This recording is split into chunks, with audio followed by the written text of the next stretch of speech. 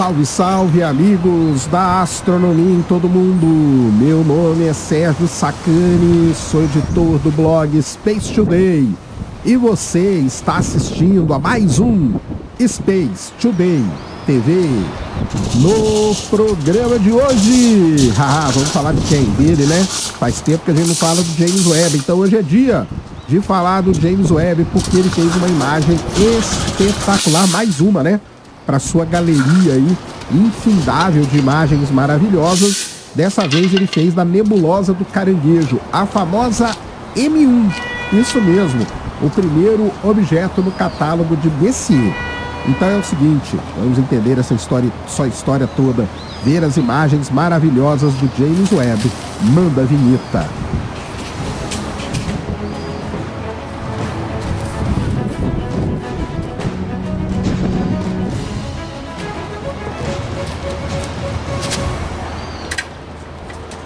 Muito bem, pessoal, vídeo novo aqui no canal. Antes do vídeo começar, você já desce aí, já deixa o seu like, já se inscreve no canal para você não esquecer durante o vídeo e para ajudar a causa da divulgação científica no Brasil. Hoje quem está aqui com a gente de novo são os nossos amigos da hashtag Treinamentos. Então é o seguinte, né?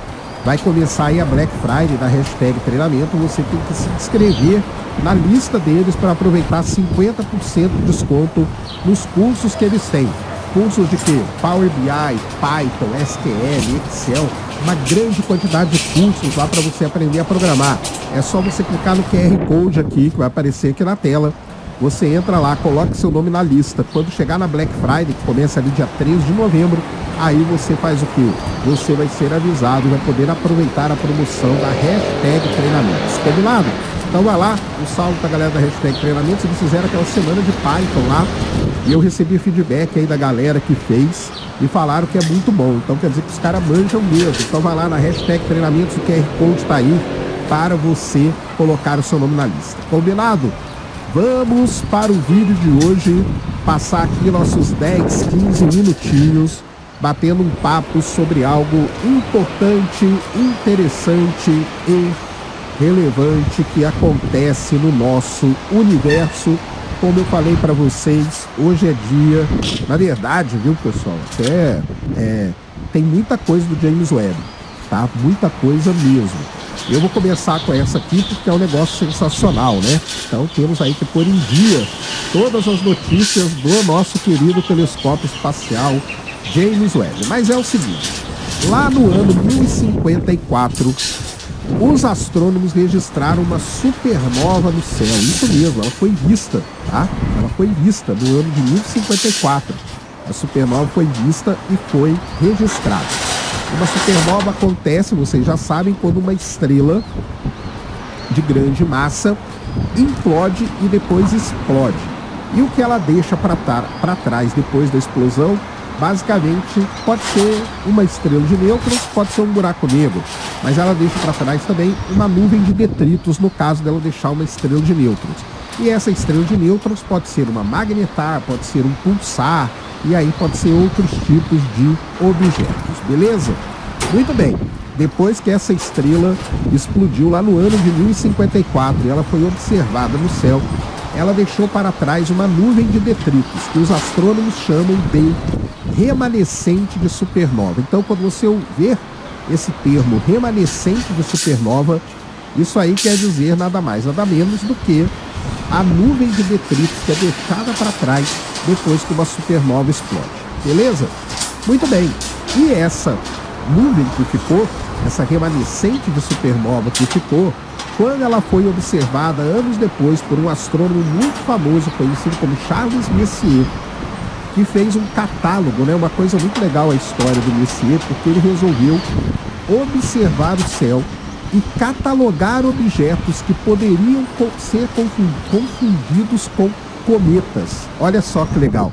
Por isso, por exemplo, que a galáxia de Andrômeda, antes de ser galáxia, antes de 1923, ela era nebulosa de Andrômeda e ela levou o código M31, porque era a 31ª entrada do catálogo do Charles Messier.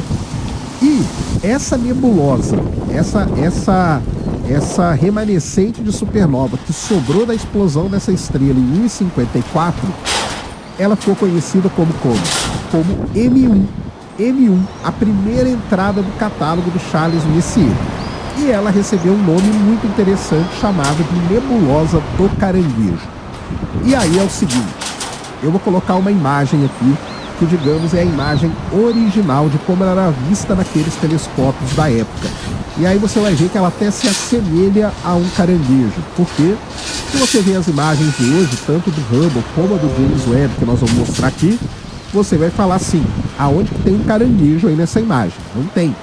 Mas lembre-se que esses nomes eram dados de acordo com as observações que eram feitas com aqueles telescópios que ainda não eram telescópios muito potentes. E aí você vai ver a imagenzinha, eu vou colocar aí para vocês, que lembrava mesmo um caranguejo. Muito bem. Essa aí ficou conhecida então como a M1, Nebulosa do Caranguejo, e localizada aí a 6.500 anos-luz de distância da Terra, e ela fica na constelação de Touro, beleza? Muito bem, obviamente que ela foi muito observada, toda a remanescente supernova ela é muito estudada, a nebulosa do Caranguejo não é à toa, ela foi muito observada, até mesmo por astrônomos amadores, né? Para quem não sabe, nessa brincadeira aí do catálogo de Messier, existe um negócio que é a Maratona Messier. Os astrônomos amadores, eles pegam uma noite e tentam observar a maior quantidade de objetos do catálogo possíveis. Lembrando que o catálogo vai até o número 101, se não me engano, tá? Então vai do 1 até o 101. São 100 objetos que estão no catálogo do Charles Messier. E os astrônomos amadores tentam, então, observar o maior número possível nessa maratona que eles falam, beleza? Muito bem. O telescópio espacial Hubble fez várias imagens da nebulosa do Caranguejo. A mais famosa foi uma feita em 2005, que foi feita, logicamente, no comprimento de onda da luz visível, do óptico que a gente chama. E aí tivemos, então, o James Webb. O James Webb foi lançado, está funcionando e tudo mais. E aí, o que os astrônomos fizeram? Vamos apontar o James Webb para a nebulosa do Caranguejo, para a M1. E ao apontar, o que eles viram? Eles viram uma imagem maravilhosa. A imagem, na verdade, né, se você comparar, tem a comparação aí, eu vou colocar, tá? Se você compara a imagem do Hubble com a imagem do James Webb, se você não tem um olho muito atento, você vai pensar até que lá não tem tanta diferença assim, né? No óptico ela até tá interessante e tal. Lembre-se que no infravermelho é uma imagem que retrata estruturas diferentes, estruturas que não são observadas na luz óptica. Então, à primeira vista, né? À primeira vista, de forma geral, uma imagem lembra muito a outra. Mas quando você vai fazer ali uma observação mais detalhada, você vai ver uma estrutura bem nítida que lembra uma gaiola ali dos filamentos gasosos, né? Que na imagem do James Webb aparece meio que em vermelho alaranjado ali, né? Então, esses filamentos aí, que são detalhes do infravermelho, na imagem do Hubble, obviamente não tem, porque o Hubble observa na luz visível, tá? As regiões centrais ali, onde está a emissão dos grãos de poeira, ela é mapeada pelo Webb pela primeira vez. Então foi a primeira vez que a gente conseguiu ver a região central ali. E ali no meio, se você olhar com detalhe na imagem do James Webb, você vai ver que parece que tem um pequeno redemoinho ali, né? E esse redemoinho, o que é? Esse redemoinho nada mais é do que o resultado do pulsar que está ali no meio. Isso mesmo. Lembra que eu falei para vocês que quando uma supernova explode, ela pode virar uma estrela de nêutrons, e a estrela de nêutrons pode ser um pulsar. Então, no centro da nebulosa do Caranguejo, bem ali no centro, o que nós temos é um pulsar, o pulsar do Caranguejo, que é uma estrela de nêutrons. E como ele fica pulsando num tempo muito certinho, ele cria determinadas estruturas ali. E essas estruturas todas criam, então, essa característica muito interessante, tá? E essa característica que a gente vê, na verdade, ela tem um nome. Isso aí é a radiação síncrotron, que é a emissão produzida a partir de partículas carregadas, movendo-se em torno das linhas de campo magnético do pulsar. O pulsar é um objeto altamente magnetizado, e a velocidades relativísticas, ou seja, 60%, 70% da velocidade da luz. E é isso que aparece aí na imagem. Então a imagem do James Webb, ela mostra muito bem o que acontece, né, ali no centro da nebulosa do Caranguejo, que é o pulsar aí que a gente vê, que é o pulsar do Caranguejo, e que é muito legal, você vê perfeitamente ali, meio esbranquiçado e tal, bem no centro da imagem. E isso por quê? Porque com o infravermelho a gente consegue penetrar toda a nuvem, todo o gás e poeira ali, para poder ver bem o que está acontecendo ali. Então isso é uma coisa muito legal de ser vista, tá? No centro, tanto à esquerda e à direita, existe um material branco que se curva acentuadamente para dentro a partir das bordas, né? E vai em direção à estrela de nêutrons, como eu disse aqui para vocês. O vento produzido pelo pulsar continua a empurrar a camada de gás e poeira para fora num ritmo muito rápido. Então vai criando como se fosse aquelas ondas, né, que a gente vê no mar, e é isso que acontece aí. Então a imagem do James Webb realmente ela é sensacional, tá? Esse tipo de imagem, além dela ser bonita, né, porque é uma imagem bonita, o James Webb tem isso, ela tem um caráter científico muito importante. Qual é? É estudar esse pulsar, é estudar o que resta quando você tem explosão de supernova. Estrelas de nêutrons, pulsares, né, ainda mais um próximo assim da Terra, 6.500 anos-luz de distância, eles são muito difíceis de serem detectados e de serem estudados em detalhe. E agora, com o James Webb, a gente tem essa capacidade de fazer esse estudo. Então é algo assim realmente sensacional. E se você for na imagem do Hubble, agora que você já sabe, né, e você vai na imagem do Hubble, você até acha que ali no centro tem alguma coisa, mas você não vê de forma detalhada. Quando você vem com a imagem do James Webb, aí sim você vê direitinho as ondas de choque ali geradas por esse pulsar da nebulosa do Caranguejo, beleza? Então, pessoal, tá aí, era esse o vídeo que eu queria trazer no canal para vocês agora, que é essa imagem aí maravilhosa, mais uma, né, para a coleção aí de imagens maravilhosas do James Webb, a imagem da nebulosa do Caranguejo, a famosa M1, isso mesmo, o primeiro objeto do catálogo de Charles Messier, agora aí observado pelo instrumento mais poderoso que a astronomia tem no momento, o telescópio espacial James Webb. Beleza? Se você gostou do vídeo, já sabe, aquele tapa no dedão, aquela voadora com tudo no peito do like. Isso ajuda pra caramba o vídeo canal a ganhar relevância. Nunca se esqueça do pacotão youtubístico, compartilha, favorita, se inscreve no canal se você ainda não é inscrito, deixa aí nos comentários o que você quiser saber. Tamo junto dioturnamente na luta contra a má divulgação científica no Brasil e contra a anemia na divulgação da astronomia no nosso país. Mais uma vez, meu nome é Sérgio Sacani, sou editor do blog Space Today e você acabou de assistir a mais um Space Today TV. Fui!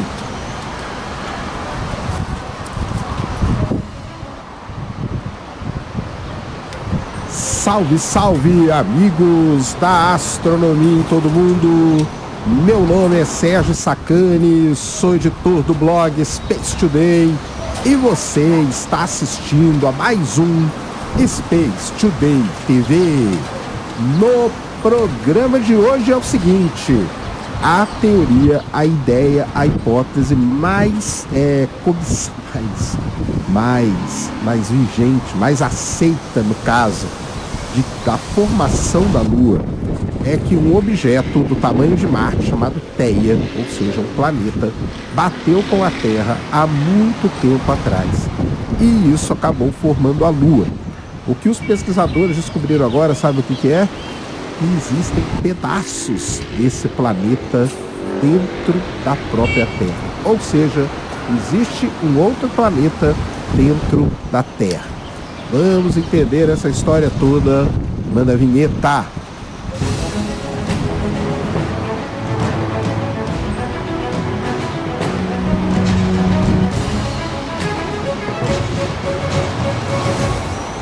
Muito bem, pessoal, vídeo novo aqui no canal. Antes do vídeo começar, você já desce aí, já deixa o seu like já se inscreve no canal para você não esquecer durante o vídeo e para ajudar a causa da divulgação científica no Brasil. É o seguinte, estou aí que está concorrendo ao Prêmio Best, né, junto com o Grande Berê e junto com o Pedro Luz.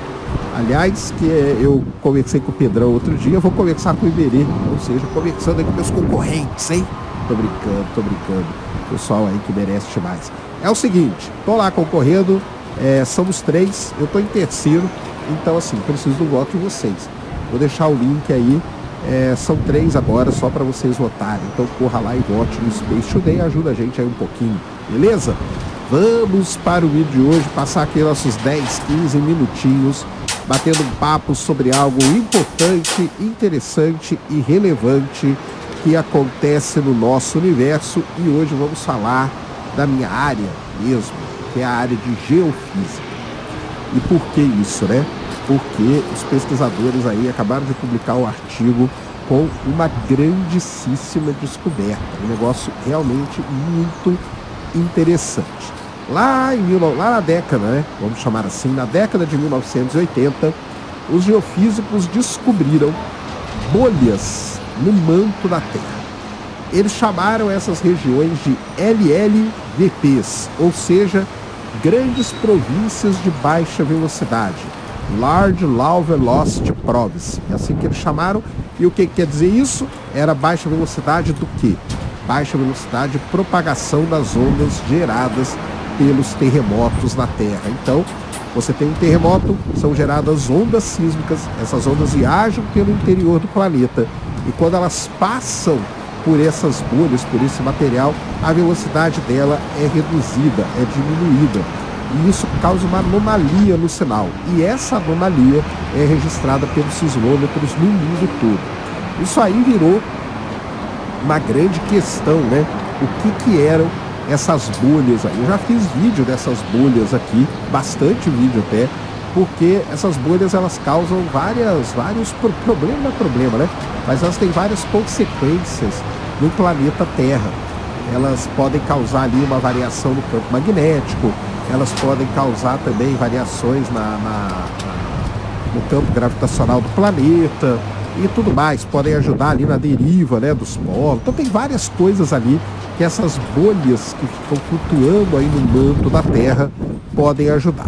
Muito bem, agora os pesquisadores estão aí num esforço para tentar resolver esse grande problema, e foi publicado na revista Nature, hoje, no dia de hoje, dia 1º de novembro de 2023, um trabalho muito legal que sugere que Theia é que seja, na verdade, essas bolhas que estão dentro do manto da Terra.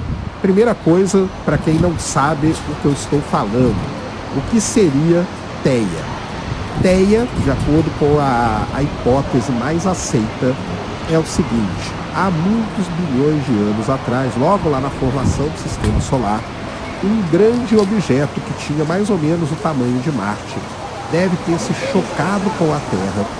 E esse objeto, quando ele saiu, né, bateu com a Terra e arrebentou e levou um pedaço da Terra.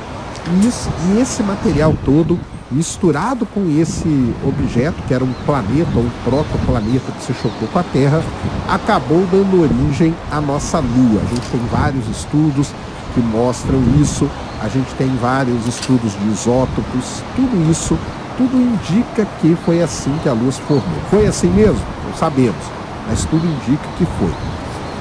Então, quando aconteceu essa colisão desse objeto, parte desse objeto ficou preso dentro da Terra. E essa parte que ficou presa dentro da Terra pode ser o quê? Pode ser, então, essas bolhas, essas LLVPs, na verdade, essas províncias de baixa velocidade de onda sísmica. Pode ser o quê? Os pedaços de Theia presos dentro da Terra. Olha que coisa interessante, tá? Isso é muito legal mesmo de fazer. Os pesquisadores, para chegar nesse ponto, né, lógico que eles adquiriram dados e tudo mais, fizeram simulações. E as simulações confirmaram que a física da colisão entre Theia e a Terra poderia ter levado à formação tanto das LLVPs, das províncias de baixa velocidade, como da formação da Lua. parte do manto de Theia poderia ter sido incorporado ao da própria Terra, onde ele finalmente se aglomerou e cristalizou para formar duas bolhas distintas, detectáveis hoje na fronteira entre o núcleo e o manto da Terra. Os outros detritos da colisão se misturaram para formar a Lua, dando um impacto tão violento, Dado ao impacto tão violento, porque é que o material de Theia se aglomerou em duas bolhas distintas, em vez de se misturar com o resto todo? Essa é uma grande pergunta, né? Por que sobrou esse pedaço? O impacto foi tão forte assim? As simulações mostraram que grande parte da energia fornecida pelo impacto de Theia permaneceu na metade superior do manto da Terra, deixando o manto inferior mais frio do que o estimado pelos modelos de impacto anteriores e de menor resolução. Ou seja, na verdade, era um problema do modelo, né? O modelo precisava ser um modelo muito mais robusto. Como o manto inferior não foi totalmente derretido pelo impacto, as bolhas de material rico em ferro de Theia permaneceram praticamente intactas enquanto elas desciam até a base do manto, como as massas, né? Imagina aquela luminária de cera, sabe? Aquela luminária de que você tem aquelas bolhas dentro, exatamente a mesma coisa. Se o manto inferior estivesse mais quente, teria se misturado mais profundamente com o material rico em ferro de Theia, e aí é como se você pegasse aquela luminária lá com aquelas bolhas e agitasse ela, mesmo procedimento. Então foi isso que aconteceu. Os pesquisadores agora eles têm os próximos passos aí, que vai examinar como a presença inicial do material heterogêneo de Theia nas profundezas da Terra pode ter influenciado os processos do nosso planeta, como por exemplo as placas tectônicas. Olha só que legal. Uma consequência lógica da ideia de que as províncias de baixa velocidade são remanescentes de Theia é que são muito antigos.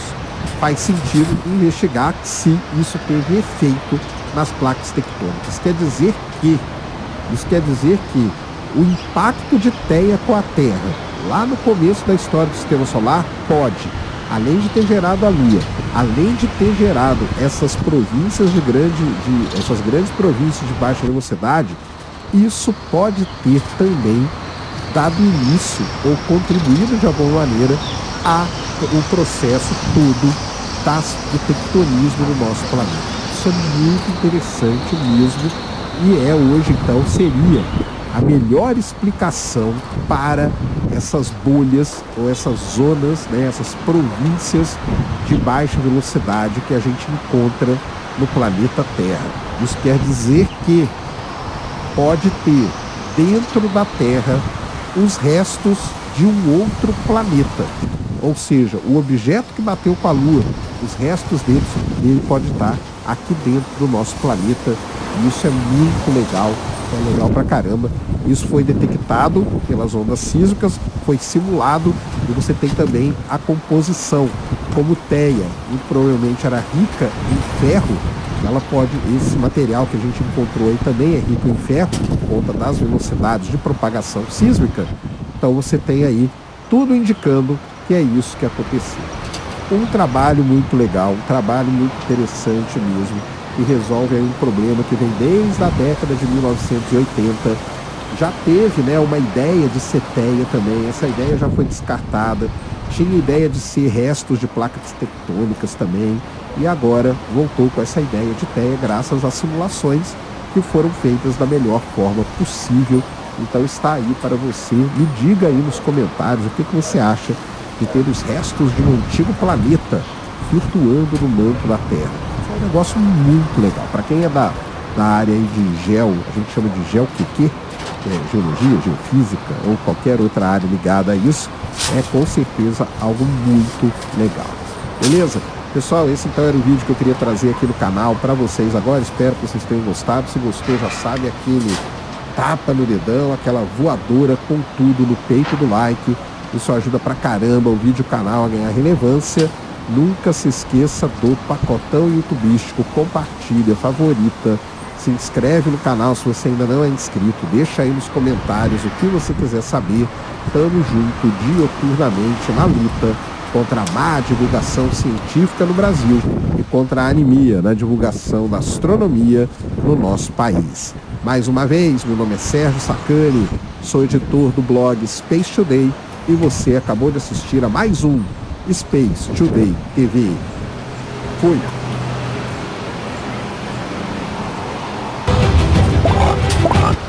Salve, salve amigos da astronomia em todo mundo. Meu nome é Sérgio Sacani, sou editor do blog Space Today e você está assistindo a mais um Space Today TV. No programa de hoje, vamos ver que os astrônomos vasculharam os dados da missão Kepler da NASA. Lembram dela? Missão Kepler, que já parou de procurar exoplaneta lá em 2013. Mas como eu falo para vocês, a missão acaba, mas ela não termina. E vasculhando os dados da missão Kepler da NASA, os astrônomos descobriram um sistema planetário com 7 exoplanetas. Isso mesmo, bem parecido com o nosso queridíssimo TRAPPIST-1. Isso é muito importante, porque uma das coisas que os astrônomos sempre querem é descobrir sistemas com múltiplos planetas. Vamos entender essa grande descoberta aí para a área de exoplanetas da astronomia. Manda a vinheta.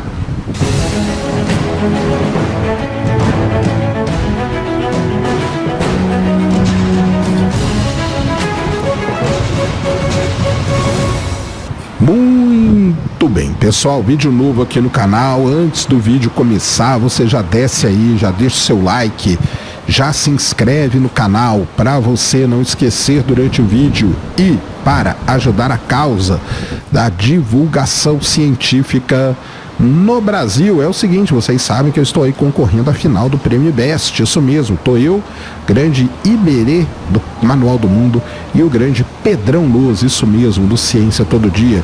Nós três estamos aí na área ali, na categoria, melhor dizendo, de cultura e curiosidade, e estamos aí concorrendo à grande finalíssima do Prêmio Best. Então é o seguinte, galera, eu sei que é muito difícil, os outros canais são gigantescos, eu sou o Nanico ali mais uma vez, mas nós já passamos por todas as fases, então conto com vocês, corre lá, votem no Prêmio Best, no Space Today, vou deixar o link aí na descrição. Combinado?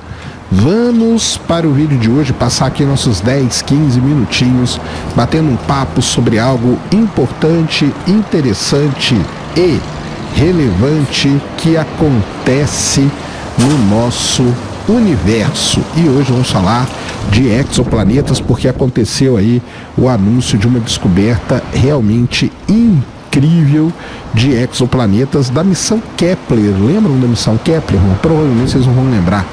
A missão Kepler da NASA é uma das grandes missões aí, talvez a missão que mais descobriu exoplaneta até o momento na história.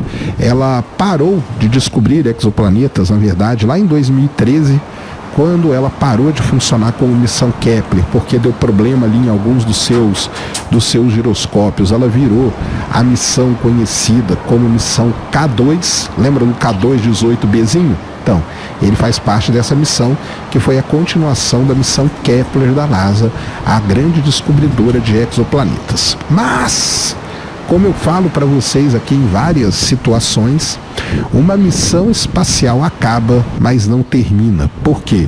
Porque a quantidade de dados, de informações que essas missões adquirem são tão grandes que é muito improvável que eles sejam todos analisados durante ali o período de vigência da missão. Então os dados continuam sendo estudados durante muito tempo ainda. E olha só, 10 anos depois da missão Kepler ter acabado, depois a K2 durou até 2018, mas até a missão Kepler foi até 2013, 10 anos depois, os pesquisadores fizeram uma grande descoberta e é disso que eu vou conversar com vocês. Muito bem, os dados da missão Kepler estão ali e hoje, a gente tem técnicas novas de análise dos dados e tudo mais, e os astrônomos conseguiram identificar e criaram, na verdade, um novo catálogo de exoplanetas, de candidatos a exoplanetas, no caso da missão Kepler da NASA, e são nada mais nada menos do que 4.400 candidatos. Lembrando que hoje, no momento, nós estamos com um pouco mais de 5.000 exoplanetas descobertos. Só nesse catálogo são 4.400 candidatos a exoplanetas, incluindo 700 sistemas multiplanetários. Olha só que legal, e é isso que os pesquisadores eles vão atrás. E aí vasculhando, trabalhando, analisando os dados desse catálogo, os pesquisadores descobriram um sistema muito interessante. Ele está sendo conhecido como Kepler 385 e esse sistema tem esse nome por quê? Porque no centro desse sistema existe uma estrela que é a Kepler 385 e essa estrela, olha só que interessante, ela é muito parecida com o Sol. Ela é cerca apenas de 10% maior que o Sol e 5% mais quente do que o Sol. Então é uma estrela que é muito parecida com o nosso Sol. E na órbita dessa estrela, da Kepler 385, os pesquisadores conseguiram descobrir nada mais, nada menos do que 7 exoplanetas. Olha só isso que interessante. Lembrando que o outro sistema multiplanetário com 7 exoplanetas é o nosso querido, o nosso famoso TRAPPIST, né?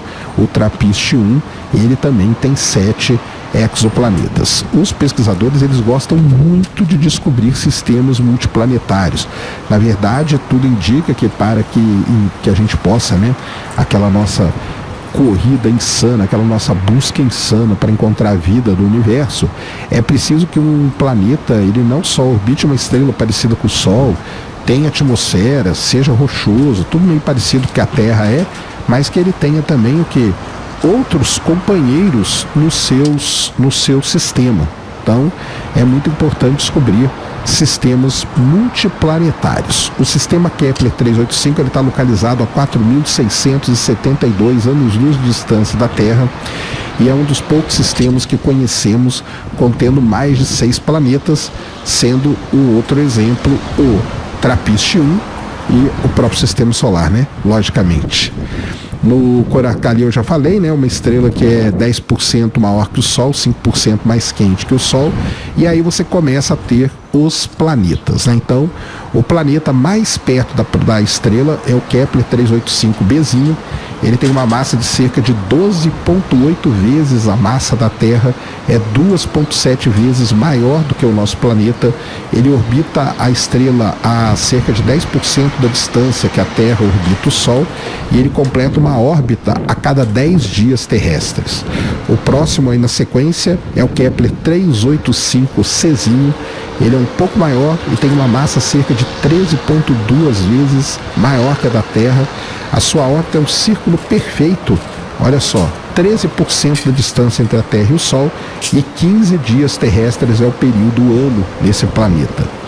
Acredita-se que tanto o Kepler 385 como o Czinho como o Bzinho sejam planetas rochosos que possuam aí atmosferas finas. E aí restou os outros 5 exoplanetas, e esses outros 5 exoplanetas seriam planetas muito maiores, muito mais distantes, todos eles aproximadamente com o dobro do tamanho da Terra e envoltos aí com uma espessa atmosfera, ou seja, seriam aí planetas gigantes gasosos. Então é isso que os pesquisadores conseguiram analisar até o momento. A qualidade, como eu vou dizer, a habilidade, né, de descrever tantos detalhes assim e tantas propriedades do Kepler 385 é uma prova da qualidade desse último catálogo de exoplanetas. Enquanto os catálogos finais da missão Kepler se concentraram na produção de listas otimizadas para medir o quão comuns são os planetas em torno de outras estrelas, esse estudo aí, ele teve como objetivo a produção de uma lista abrangente que fornece informações precisas sobre cada um dos sistemas, e é por isso que tem tantos detalhes assim. Esse novo catálogo utiliza medições melhoradas das propriedades das estrelas e calcula com mais precisão a órbita de cada planeta. E essa combinação ilustra que quando uma estrela hospeda vários planetas, eles normalmente têm órbitas mais circulares do que aqueles quando você tem 1 ou 2 exoplanetas apenas. Então, está aí, é o catálogo atualizado de candidatos a planetas do Kepler. Foco na precisão e nos períodos orbitais. Esse é o artigo que foi publicado com todo esse estudo, e ele vai ficar aí na descrição do vídeo para quem quiser pegar. É um artigo, é quase um livro sobre exoplanetas, tá?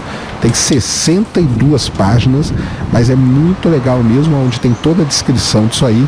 Então, para você entender como foi essa descoberta aí, realmente uma descoberta sensacional feita pelos astrônomos, né? Usando os dados da missão Kepler. E isso é muito legal nas missões espaciais, elas serem utilizadas e os seus dados serem estudados, mesmo passado muito tempo desde o final da missão. E essa aí, a missão Kepler, notou isso realmente, e é muito legal mesmo, e muitos outros devem ser descobertos aí, né? Como eu falei no começo, tem aí uma série de sistemas multiplanetários nesse novo catálogo que agora vão ser estudados. Então tá aí, descobrimos, né, um novo sistema planetário com 7 exoplanetas em dados antigos da missão Kepler. Um trabalho realmente sensacional, e principalmente para a área de exoplanetas, como eu já disse aqui, uma das áreas aí mais promissoras dentro da astronomia, uma das áreas que mais cresce, que tem muito dado, tem muitas técnicas para analisar esse dado. Então tá aí, e vamos continuando, né, entendendo o nosso universo, aonde a gente vive, a quantidade de planeta que tem espalhado por aí. Beleza? Pessoal, então esse era o vídeo que eu queria trazer aqui no canal para vocês agora. Espero que vocês tenham gostado. Se gostou, já sabe, aquele tapa no dedão, aquela voadora com tudo no peito do like. Isso ajuda pra caramba o vídeo, o canal a ganhar relevância. Nunca se esqueça do pacotão youtubístico. Compartilha, favorita, se inscreve no canal se você ainda não é inscrito.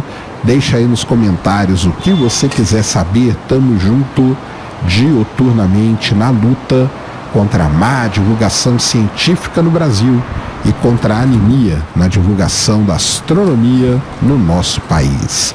Mais uma vez, meu nome é Sérgio Sacani, sou editor do blog Space Today, e você acabou de assistir a mais um Space Today TV. Fui!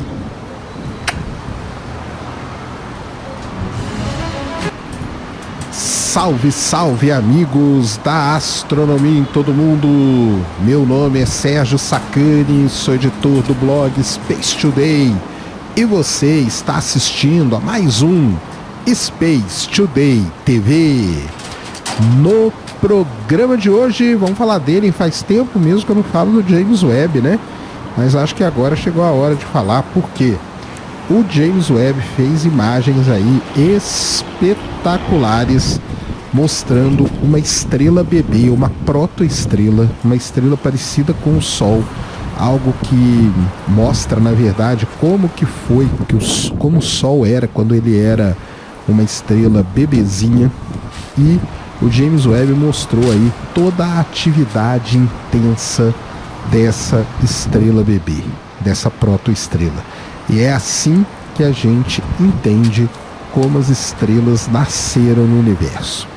Vamos entender essa história toda, ver as imagens espetaculares do James Webb. Manda a vinheta.